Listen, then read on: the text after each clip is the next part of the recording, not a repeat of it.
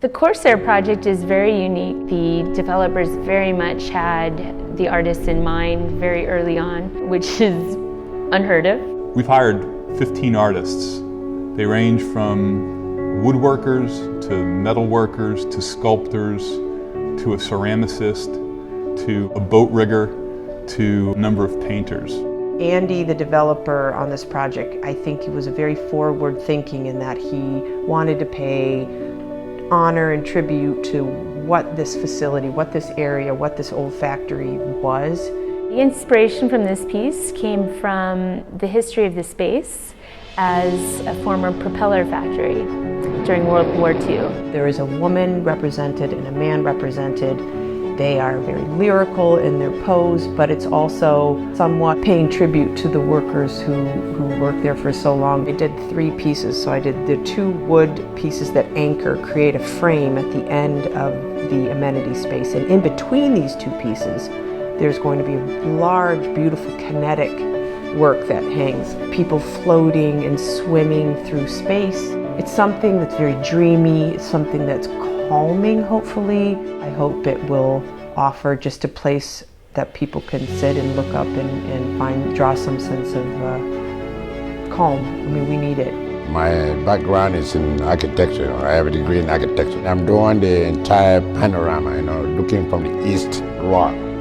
I used to fly up and take photos. Now with the Google Maps, you just sit down there and you flip it and it gives you the close-up, it gives you individual streets, it gives you the buildings, so it is a lot more exciting now and more precise. So for the Corsair project, I'm working on 2 pieces. They're oil on linen. The hope is that the viewer will experience a sense of calmness, a sense of bringing the outdoors inside. Because of the scale of the work, I never see it until the moment it's revealed, and it's basically a complex giant puzzle for which you need maps and a lot of notation to put it all back. So this piece is called Dogfight. It's inspired by the fighter jet maneuvers. This piece has a couple 100,000 dots. They're aerodynamic trails, and the 2 jets cross out over the window onto State Street. First thing I actually thought of was like the old canals that are running by the building. The original owner of that area was actually a boat builder. So I came up with this idea called becalmed. And becalmed is a nautical term for a boat that is not in motion. It's still, it's completely immobile. There's no wind, no current, it just sits peaceful. Creating the idea of having something above you, of course, hovering, like floating in the air, something that you look through. Almost like a safe space. Because not only are you going to have the boat, you're going to have the shadow play as another whole part of the sculpture. It'll be a very interactive piece.